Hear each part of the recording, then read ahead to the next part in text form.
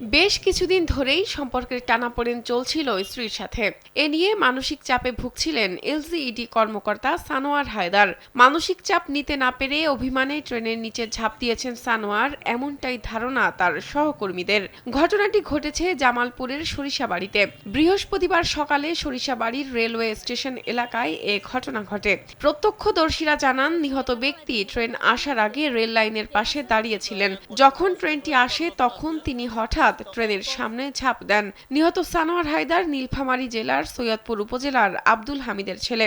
তিনি সৈয়দপুর পৌরসভার নয়াটোলা জমিলা লেন এলাকার বাসিন্দা। জামালপুরের সরিষাবাড়ি উপজেলার স্থানীয় সরকার প্রকৌশল অধিদপ্তরের বন্যা প্রকল্পের কার্য সহকারী ছিলেন তিনি। স্যান্ডেলিনা সো, রূপচর্চায় আভিজাত্য।